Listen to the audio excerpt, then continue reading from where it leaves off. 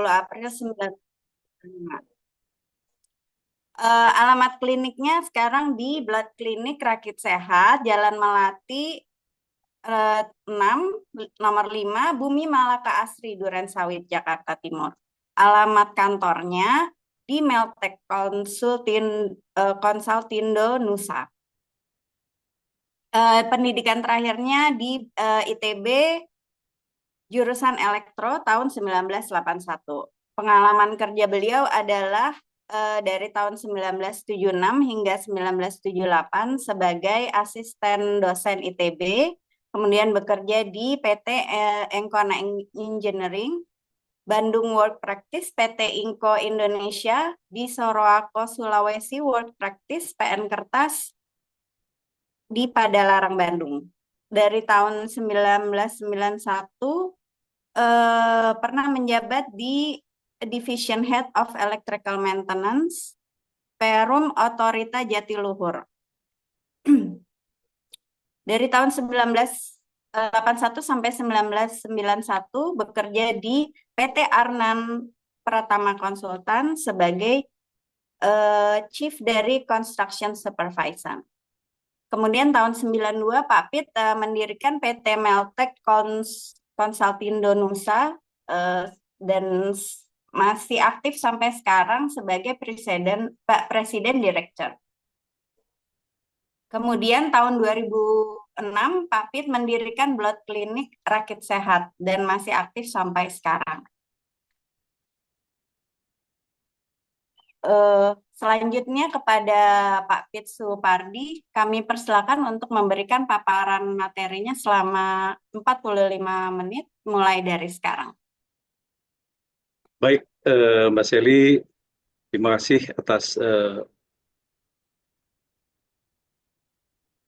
paparannya dan mohon maaf kalau saya sedikit terlambat tadi. Mudah-mudahan tadi ada masalah di Wi-Fi, tidak menjadi masalah besar. Cuman sayang lagu Indonesia Raya tidak ditayangkan, mudah-mudahan itu bukan presiden buruk untuk kita semua, insya Allah. Baik, kami mulai paparan ini. Bismillahirrahmanirrahim. Assalamualaikum warahmatullahi wabarakatuh. Salam sehat untuk kita sejahtera. Tentunya ini satu hal yang menarik. Kami selalu sampaikan terima kasih pada Bapak Dr. Eka Wahyu Kasih selaku pimpinan dari Perkumpulan PIKTI, juga para Ketua Perkumpulan Pengobatan Tradisional yang sudah terdaftar di PIKTI. Juga kami harus berterima kasih juga kepada Bapak Dr. Joko yang sudah membuka, serta Mbak Seli tentunya selaku moderator. Di sini kami secara khusus juga terima kasih kepada sahabat kami baru nih, Bapak Dr. Edi Kristianto, selaku terima kasih Pak Pit, terima kasih. Ya, selaku pakar autoimun. Beliau adalah imunolog kalau tidak salah ya, Dok ya.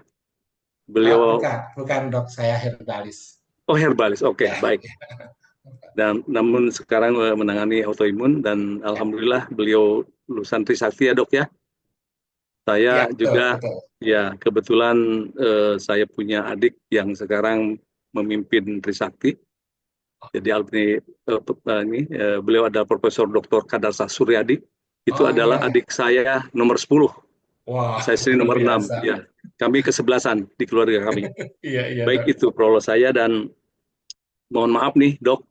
Mohon dapat diwakili kepada teman-teman dokter yang sudah aktif luar biasa mencari jurnal, mencari sesuatu yang untuk kebaikan Indonesia luar biasa.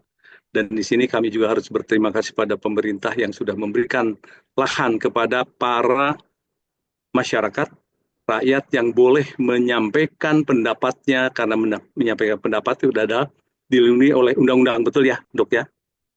Ya, kami juga prihatin sebetulnya Presiden ke-6, Bapak Profesor Dr.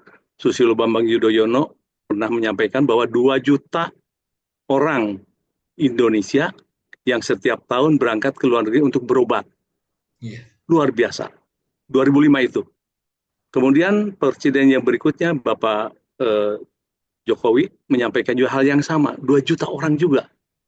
di sesi istilahnya itu bukan munas ya, suatu acara resmi, memang 2 juta orang Indonesia berangkat ke luar negeri untuk berobat.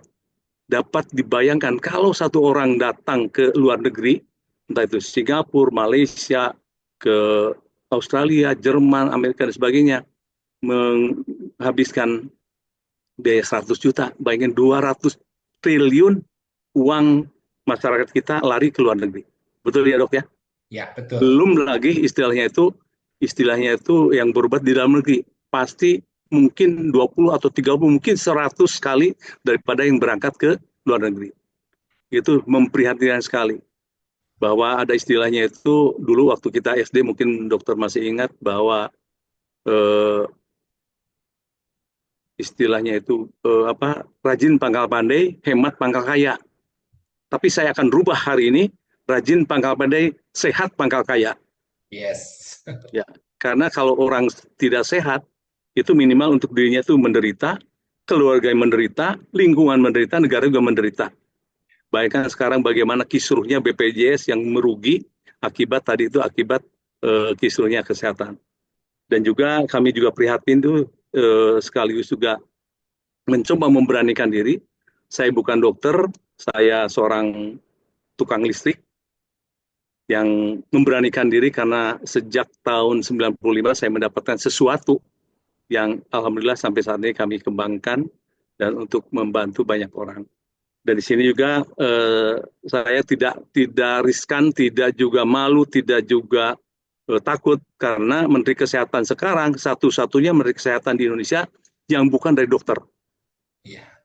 Ya, beliau adalah Pak Budi Gunawan Sadikin, itu adalah Universitas di ITB, beliau fisika nuklir dan saya elektro. Ya buat saya sih kenapa tidak? Saya juga mencoba untuk menangani kesehatan walaupun saya bukan dokter. Di sini kami juga melihat bahwa sesuatu itu tentunya bukan sesuatu yang tidak masuk akal, dan maraknya autoimun itu justru membawa saya untuk lebih lagi menyampaikan kepada halayak karena tidak mustahil ada di antara kita yang terpapar. Dan sejujurnya kalau menurut saya autoimun itu akan terpapar kepada semua orang. Akan terpapar kepada semua orang, tidak terkecuali. Baik itu laki-laki maupun perempuan, dari bayi sampai remaja sampai dewasa, orang tua, itu akan terpapar. Karena apa? Karena yang diserang itu menurut paham saya itu yang diserang itu adalah sistem kekebalan tubuh yang notabene berkaitan, tadi dokter juga setuju saya, adalah berkaitan dengan enzim. Kalau enzim, kalau saya bilang itu adalah istilahnya itu hormon. Jadi yang diserang itu adalah endokrin yang notabene adalah organ tubuh yang menghasilkan hormon. Kita mulai dari skin Pak ya, ini kita mencoba dengan maraknya autoimun di sekitar kita. Jadi adalah bagaimana kita yang secara medis tadi disampaikan oleh Dr. Edi Kristianto, dan saya bisa menyimpulkan bahwa menurut medis adalah autoimun itu adalah penyakit yang tidak jelas apa penyebabnya. Ini sama dengan kejadian tahun 70-an waktu marak-maraknya cancer. Ya, tidak jelas apa penyebabnya, kemudian tidak ada obatnya. Kalaupun ada obatnya, itu tidak bisa menyembuhkan. Kalaupun ada obatnya. Jadi artinya 3 hal itu, 1 tidak jelas apa penyebabnya, 2 tidak ada obatnya, dan ketiga tidak bisa disembuhkan. Puji Tuhan, alhamdulillah di klinik kami sudah mungkin lebih dari 100 yang sudah kami coba sembuhkan, coba terapi dengan cara yang kami miliki. Itu alhamdulillah akan ada testimoni dari seseorang yang luar biasa menurut saya, seseorang yang menurut kami itu paling berhasil dalam ditangani setelah 3 atau 4 bulan dan total sembuh. Nah ini kalau dilihat dari dampak autoimun pada tubuh ini menurut medis, itu akan menyerang hampir semua organ tubuh. Kalau tadi Dr. Edi menyampaikan bahwa ada 157 jenis penyakit autoimun, itu kalau menurut saya lebih dari 200 dok. Karena di situ organ tubuh kita menurut kedokteran Cina itu ada 390 sekian. Jadi itu yang bisa diserang itu adalah sekian banyak itu tadi. Kemudian faktor utama yang tadi akibat Ini bisa berakibat pada masalah yang sangat-sangat krusial, di mana hal tersebut bisa berakibat kepada diri kita maupun diri orang lain. Nah, di sini kalau dilihat dari mulai kepala sampai kaki itu banyak sekali endokrin yang di situ ada, termasuk yang endokrin kalau saya bilang itu adalah organ tubuh yang tidak bisa ditransplantasi. Beda dengan organ tubuh yang lain. Entah itu ginjal, termasuk jantung sendiri, itu karena bukan endokrin, itu bisa ditransplantasi atau diganti secara total. Nah, ini next. Nah, ini juga menurut medis itu banyak sekali yang boleh katakan yang disampaikan secara medis itu sudah disampaikan lebih banyak oleh dokter. Di sini masih saya menyebutkan bahwa 150 tipe itu autoimun yang ada saat ini. Kemudian tentunya ini kita harus berpikir apakah kita akan terpapar di sebelah mananya. Next. Nah, ini juga definisi yang autoimun itu ya tentunya itu menyerang organ-organ tubuh yang lain yang merupakan suatu dampak daripada kekebalan tubuh yang tadi itu yang sangat lemah. Ini kami ambil sadur dari beberapa jurnal medis yang notabene kami tentunya ini tidak salah kalau saya pikir ini sesuatu yang boleh katakan ini. Next. Di autoimmune disease ini yang bisa menyerang, tadi disebutkan ada Hashimoto, ada Sjogren-Jordan, dan banyak sekali dan 80% menurut saya hemat kami autoimun yang banyak diserang itu adalah mengenai RA, rheumatoid arthritis. Itu gejalanya ya tadi itu sering pegal, yang diserang itu otot dan sendi, kemudian ada dermatitis yang diserang itu adalah kulit, dan ini sangat-sangat diharapkan itu kita harapkan sih bisa ditangani dengan apapun juga, karena dalam minimal paling tidak kita tahulah ada filosofi dulu itu lain ladang, lain belalang, lain lubuk, lain idikannya. Dokter Edi menangani dari segi medis dan herbal, kami menangani dari sistem yang kami anggap ini mungkin dokter juga baru dengar, yang kami terapikan adalah dengan sistem terapi PKS. Ini bukan partai, tapi ini PKS itu singkatan dari Pusat Kendali Saraf. Nah, kalau kami run kepada dunia medis bahwa pusat kendali saraf itu berkait erat dengan adanya hormon tadi itu, hormonal production, artinya itu merupakan satu karakter daripada endokrin. Nah, di sini tentunya kami berharap bahwa dengan cara yang sangat simpel nih, kalau saya bilang sih sangat simpel. Next, Mbak Sally. Nah, di sini tanda-tanda fisik OTGAI, kalau dibanyakan dokter-dokter bilang itu ODGI, atau istilah itu orang yang dengan gangguan autoimun. Kalau saya orang terpapar gangguan autoimun, ini sama aja lah.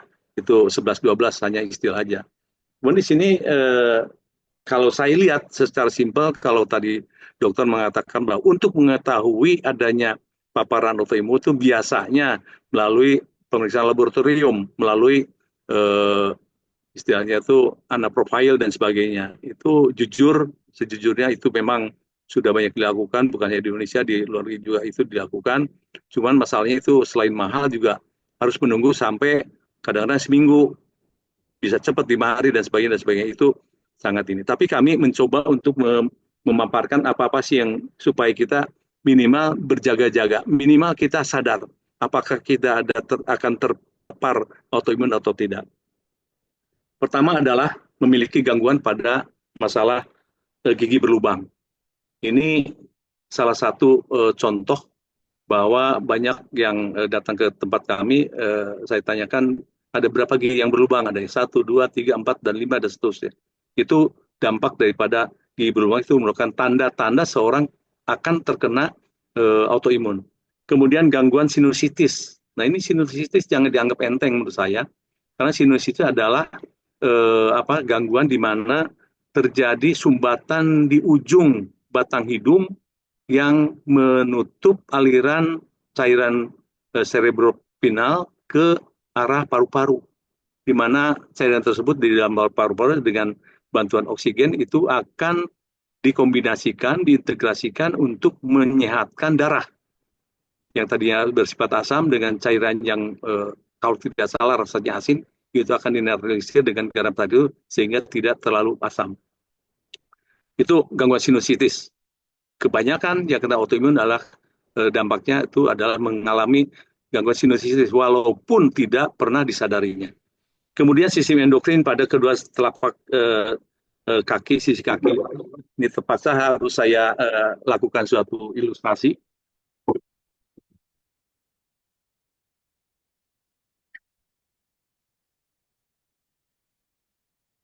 Ini faktor nyata, ini boneka, anggap ini boneka, ini manusia, ini kaki, telapak kaki, ini di sini nih, ya, di sini tuh ada istilah itu semacam tulang tapi bukan tulang, itu kelenjar.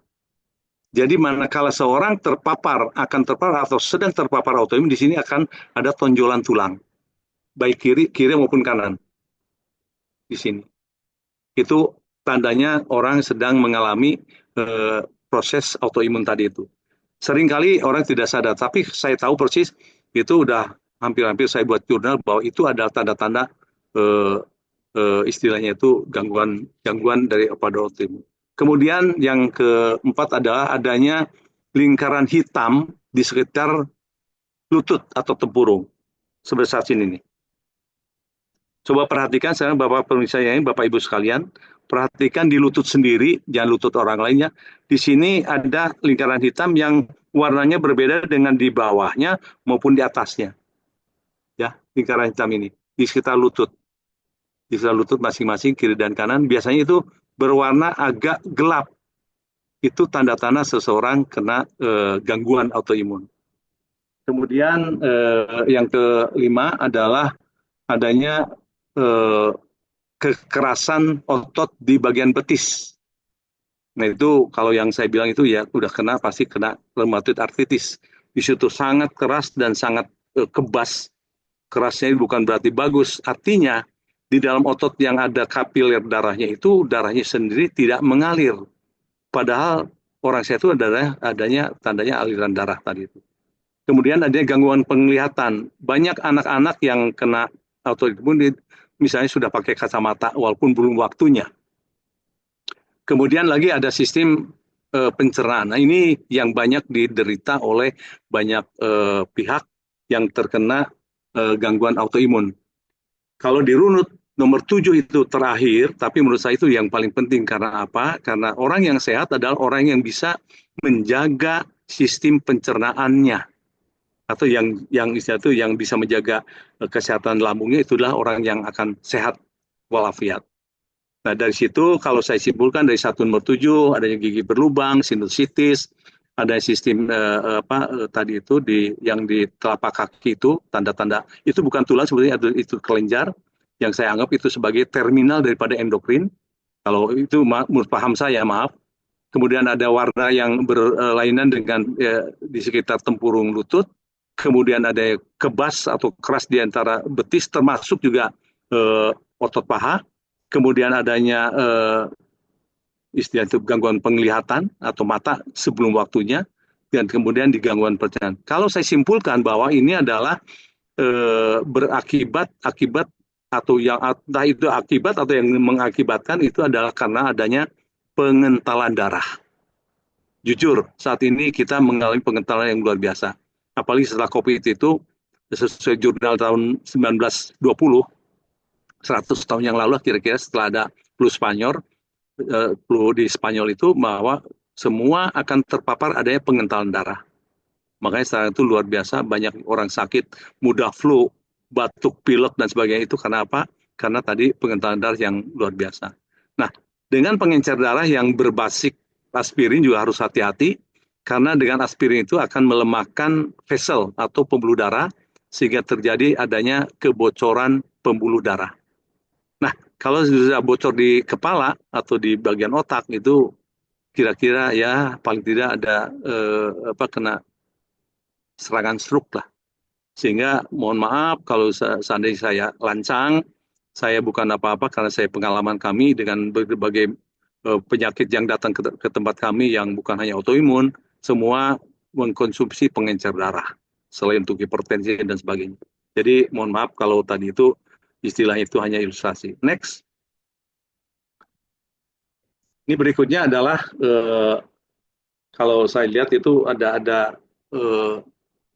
nah secara psikologis itu bisa dilihat bahwa atau bisa diperhatikan bahwa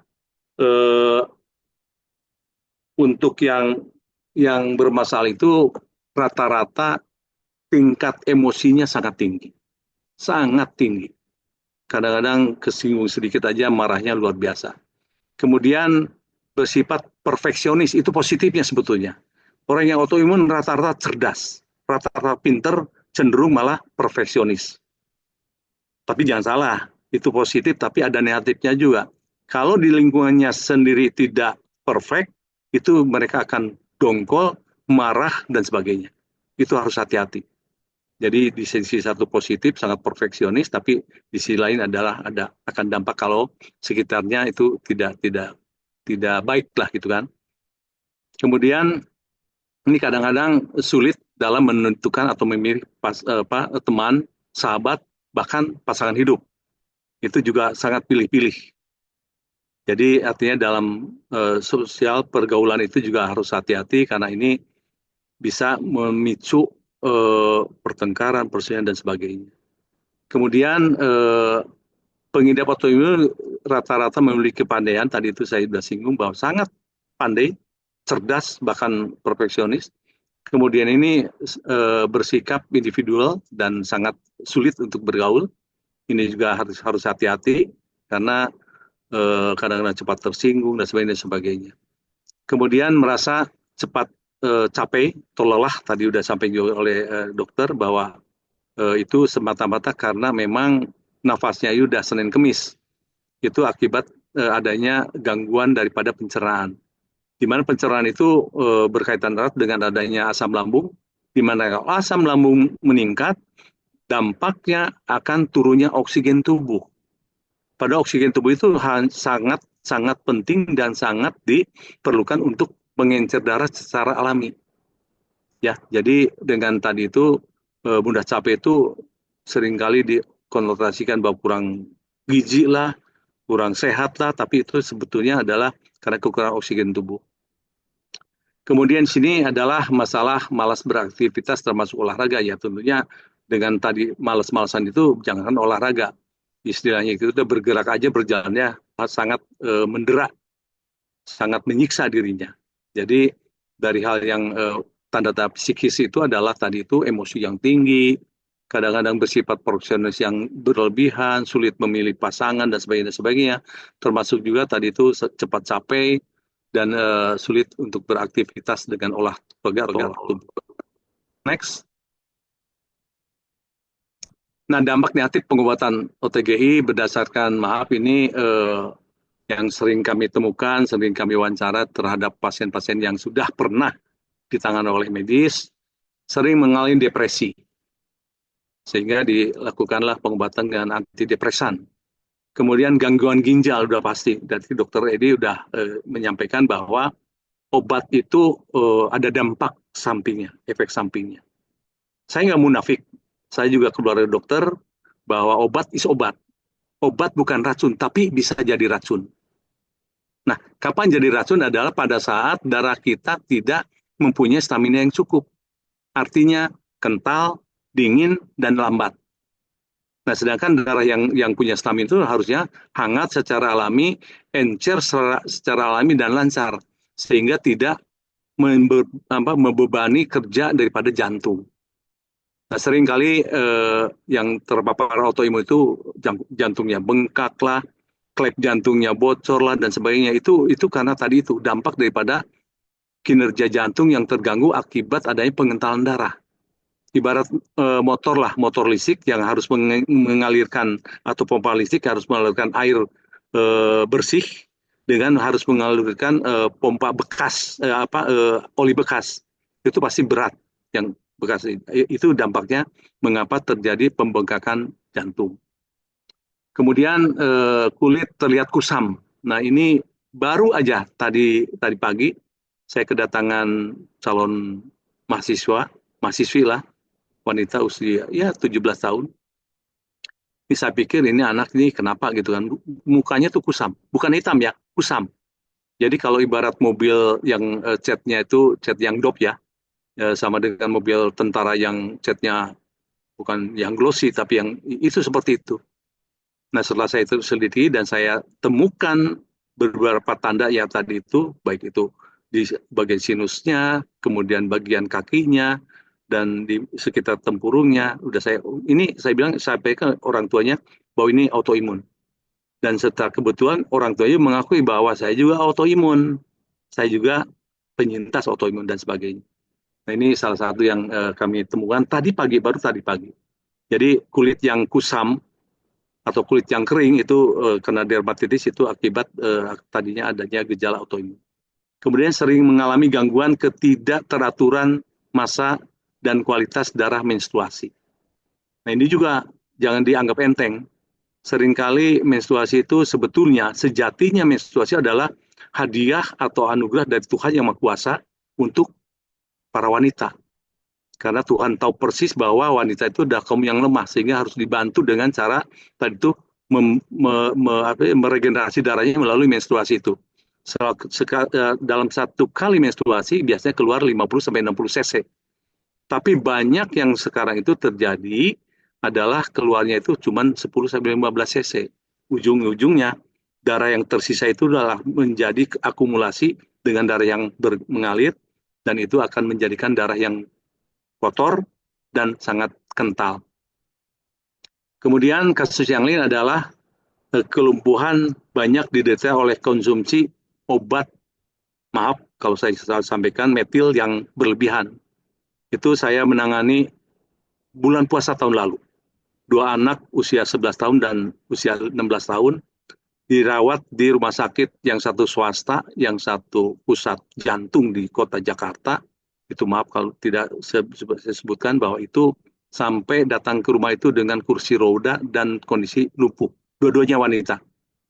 Dan alhamdulillah dalam waktu yang sangat-sangat singkat, sebelum puasa berakhir, itu kedua-duanya sudah bisa berjalan. Minimal itu. Tapi sampai saat ini ya karena itu gangguannya autoimun, saya bilang itu nggak bisa lepas. Minimal kontrol sebulan sekali, 2 bulan sekali, malah yang 11 tahun itu karena ya beliau juga anak yang sangat pintar, cerdas dan sebagainya, dia bisa menjaga pola hidup setelah saya kasih tahu apa-apa yang disarankan dan apa-apa yang tidak dibolehkan untuk dikonsumsi. Beliau disiplin sekali. Maka disiplin itu, Dokter Edi mungkin setuju bahwa disiplin diri menjaga pola hidup yang baik itu penting untuk penderita autoimun. Kemudian datangnya gangguan pada anemia, talasemia, bahkan leukemia. Ya, udah pasti dengan adanya tadi serangan bertubi-tubi akibat tadi kalau dibilang itu prajurit yang menyerang prajuritnya sendiri, saling serang, itu adalah ya satu kelemahan daripada tubuh kita dalam mengakomodir semua kemungkinan untuk bisa hidup sehat.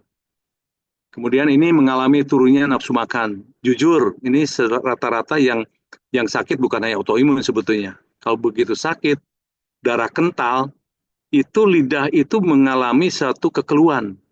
Di mana dengan darah kental itu, lidah itu tidak ada rasa. Makanan seenak apapun juga dirasakan tidak enak. Yang ada mual. Itu makanya dengan cara yang bijak, itu ya tentunya kita harus tahu kalau seseorang sudah malas makan, jangan dipaksa. Malah jadinya malah tidak baik untuk lambungnya itu sendiri. Next. Maaf.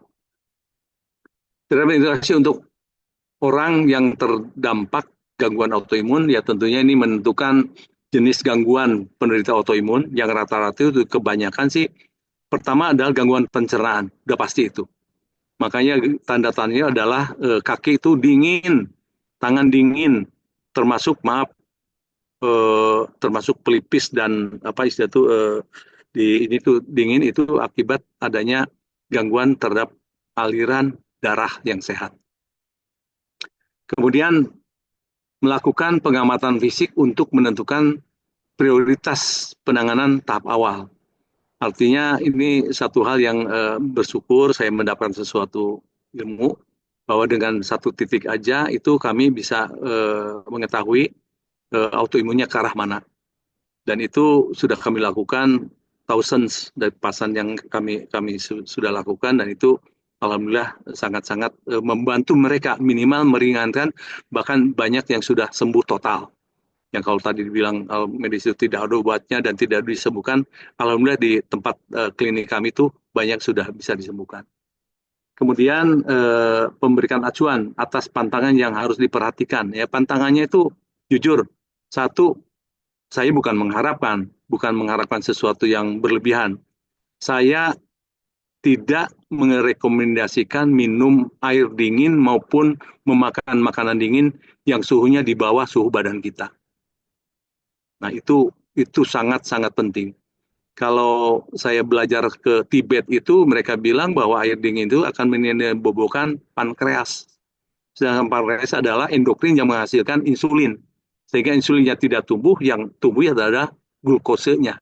Itu terjadilah yang banyak sekarang itu bukan keturunan diabetes, tapi mengalami diabetes tipe 2. Itu banyak yang terpapar seperti itu sekarang. Kemudian memberikan saran untuk memperbaiki pola hidup yang sehat tadi itu, ya istilahnya itu dengan tidur yang kadang-kadang setelah diterapi itu rasa ngantuk itu datang sendirinya. Itu dengan satu sentuhan aja itu sepertinya dari ujung kaki bisa mengalirkan darah sampai ke ubun-ubun. Itu kejadian seperti itu. Jadi terapi kami tidak lama, paling lama itu 15 menit, itu pun sudah berlebihan. Paling 5 sampai 10 menit itu yang kami lakukan, dan itu hasilnya pada saat itu juga didapatkan sesuatu yang tadi itu yang minimal dirasakan ada perubahan yang mereka baik. Kemudian tadi itu saran untuk memperbaiki pola hidup yang sehat, sudah tentunya itu saran dari dokter juga seperti itu. Kemudian membuka wawasan berpikir positif untuk memperkuat keyakinannya. Kadang-kadang yaitu hopeless itu atau istilah khawatir yang berlebihan, putus asa yang berlebihan itu selalu menimpa siapapun juga sebetulnya, bagi orang yang punya gangguan penyakit apapun juga, bukan hanya autoimun. Ya, kita coba bangkitkan. Saya walaupun yang bersangkutan kena bagian jantungnya, saya bilang ini bukan jantung, sejujurnya ini ada lambung yang harus diperbaiki, padahal notabene jantungnya juga sudah parah. Ginjal sudah parah. Saya nggak bilang bahwa ini ginjalnya harus ditransplantasi lah segalanya atau harus dioperasi segalanya. Saya nggak pernah melakukan itu, kecuali kalau secara terpaksa, kalau pasiennya bandel. Itu saya lakukan itu untuk membuat yang bersangkutan bukan jerak, tapi paham bahwa penyakit ini bukan kaleng-kaleng, tapi serius. Kemudian mengajak pasien penderita untuk tetap bertakwa kepada Tuhan yang Maha Pencipta.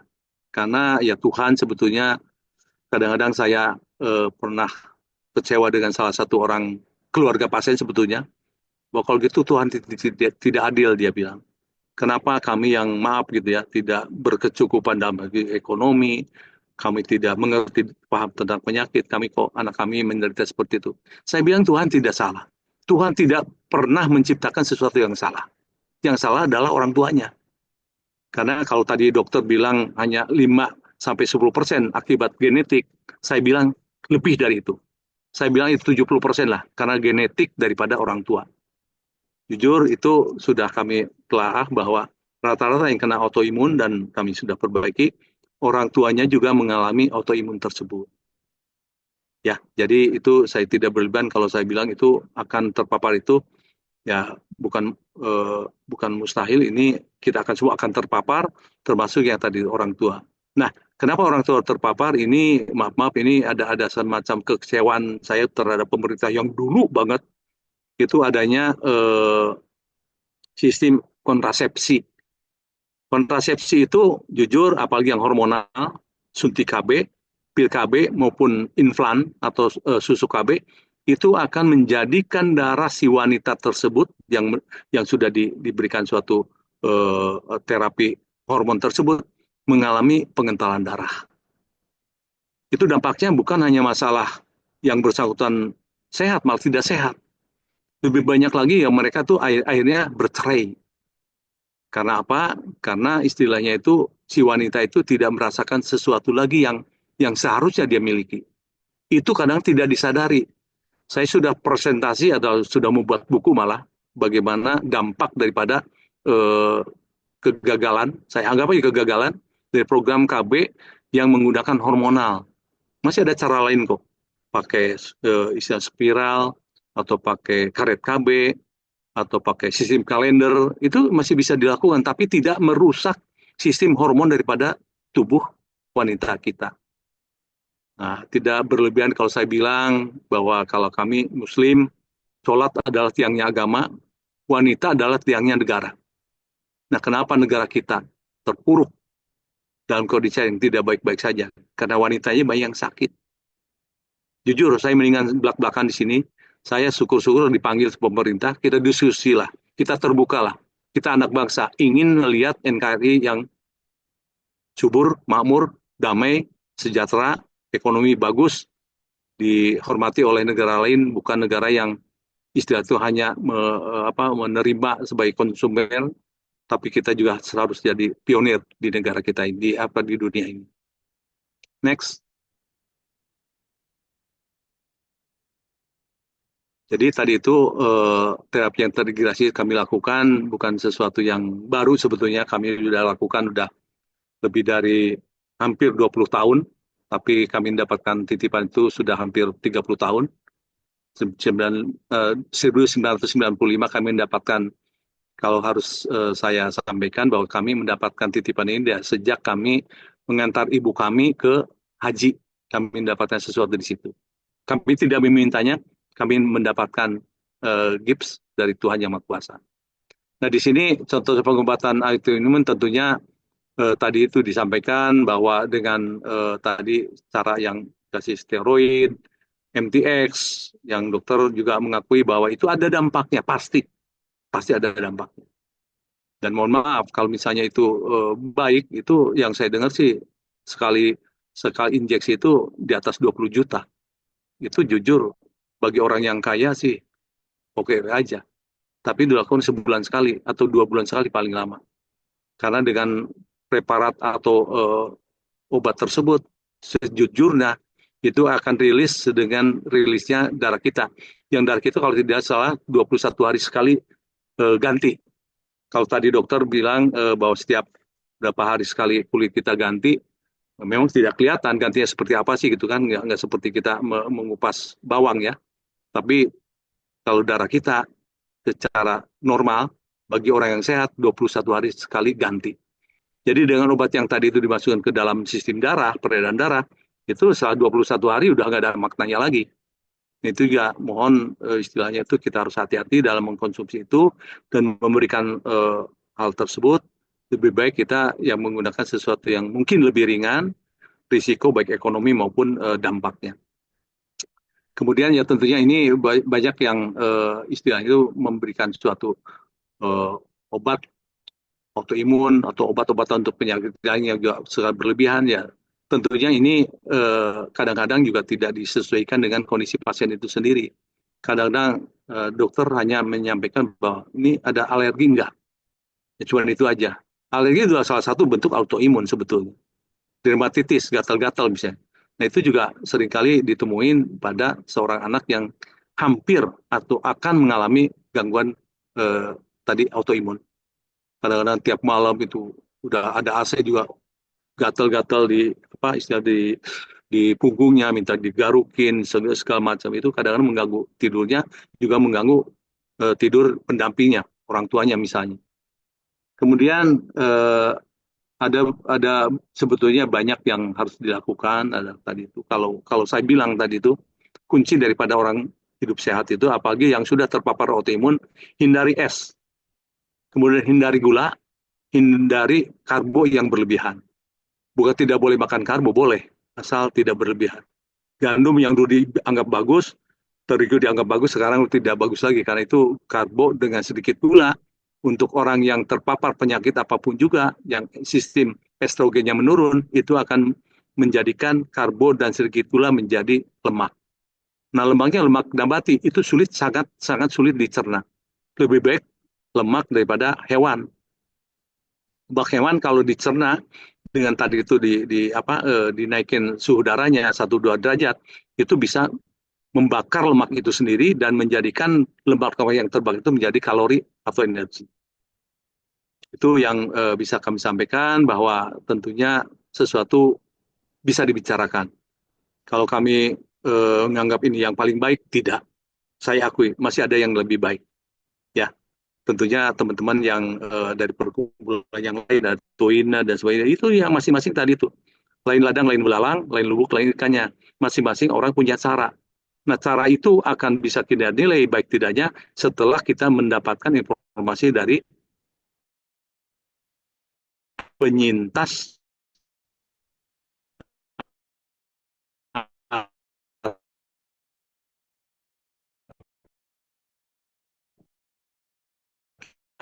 yang positif buat negara ini.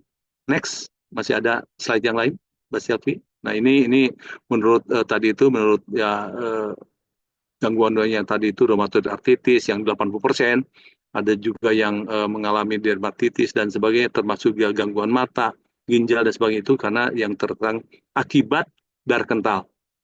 Kenapa saya bilang ini deh, mengkambingkan darah aja deh. Kita tuh manusia diciptakan oleh Tuhan dari setitik darah. Makanya sangat sesuai kalau medis memeriksa kesehatan seseorang itu dengan darahnya. Diperiksa kimia darahnya, fisika darahnya, yang notabene kadang-kadang saya juga agak sumir juga. Karena diperiksa pagi hari dengan diperiksa sore hari bisa berubah. Itu darah normal. Tapi kalau hormon, kalau hormon itu sekarang diperiksa jam 9.00 misalnya diperiksa.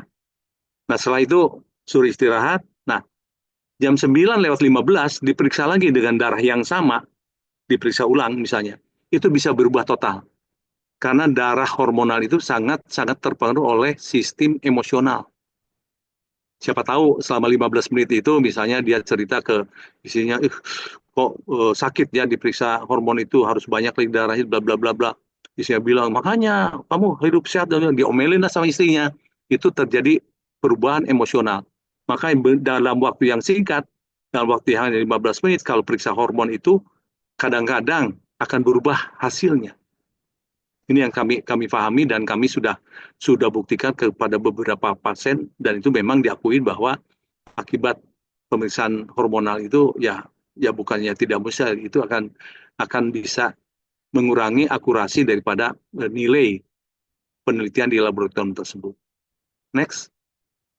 Ya, contoh autoimun udah disinggung banyak oleh dokter, ada 157 tadi itu.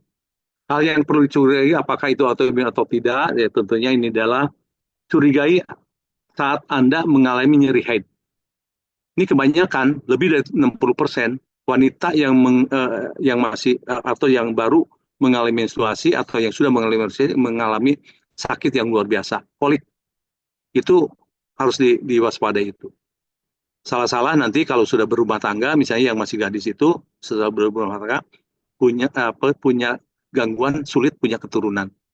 Kemudian curiga saat Anda mengalami demam lama dan penyebab yang tidak diketahui. Nah, ini juga harus hati-hati.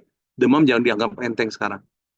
Nah, misalnya banyak yang karena demam itu ya udah harus dihangatkan.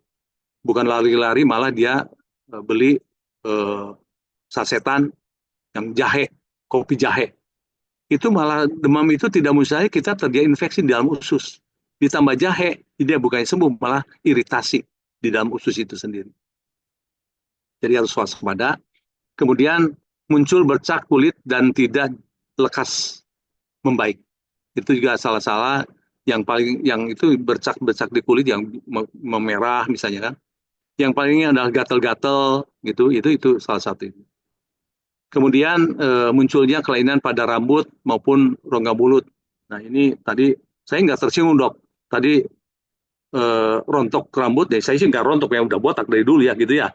Jadi saya sih istilahnya betul itu kerontokan rambut itu karena darah yang ada di kepala sudah berkurang, sehingga rambut itu kan butuh apa sih itu? Terutama di wanita nih, rambut adalah mahkota wanita. Nah, biasanya itu akibat darah yang kental itu si kulit kepala itu tidak lagi mendapatkan suplai darah yang cukup sehingga itu akan rontok. Kalau menyisir itu banyak yang disisir itu banyak puluhan bahkan mungkin ratusan rambut yang rontok. Kemudian munculnya kelainan pada mata kering dan bersifat kronis, itu juga salah satu tanda kenapa kita berkurangnya fungsi darah itu sendiri. Kemudian mengalami gangguan pada saluran pencernaan ini banyak sekali. Hampir 90% kita mengalami gangguan di pencernaan. Jujur, itu mengakibatkan bahwa sesuatu yang maaf itu hal-hal yang sangat mengganggu kehidupan kita sendiri. Jadi kalau terganggu pencernaan, tadi itu saya bilang asam lambung meningkat, oksigen tubuh turun. Itu akibatnya darah mengental dengan sendirinya. Kemudian curigai pada saat Anda merasakan adanya kelemahan otot. Ya, ini kelemahan otot itu cepat capek, sendi-sendi sakit, bla bla bla bla, itu merupakan salah satu yang harus kita waspadai, di mana fenomena ini tidak mustahil terjadi pada diri kita, anggota keluarga kita dan sebagainya. Itu yang mungkin bisa disampaikan, Mbak Seli. Nggak ada. Ya, ini contoh-contoh yang kami lakukan. Ini kerjaan kami ini tidak lebih dari 1 menit membuat goresan-goresan yang kami anggap di situ terjadinya trombosis atau penggumpalan darah. Next pictures-nya. Nah, ini baru tadi pagi ini kami lakukan. Itu kami tidak akan publikasi pada yang lain karena ini privasi, tapi kami umpetin mukanya dan ini terjadi tadi pagi. Next. Nah, ini seperti ini. Ini gangguannya jelas ada di lambung, di sekitar ulu hati, kemudian gangguan di empedu, banyak sekali yang terkena gangguan empedu, kemudian di gangguan di ginjal. Next. Nah, ini seilustrasi aja bagaimana terapi cara kami yang kami lakukan sangat-sangat simpel. Mudah-mudahan ini menjadi ilustrasi kekayaan buat kita. Banyak pasien-pasien yang ingin berobat dan sekaligus ingin belajar di tempat kami, minimal untuk membantu saudara, teman dekat dan sebagainya. Itu aja. Mohon maaf sekali untuk Dr. Edi, bukan kami mau bertanding dengan medis. Kami ingin bersanding. Kami ingin berkolaborasi, mana yang baik ya kita syukuri sebagai satu hal yang mujizat dari Tuhan Yang Maha Kuasa. Terima kasih. Wassalamualaikum warahmatullahi wabarakatuh.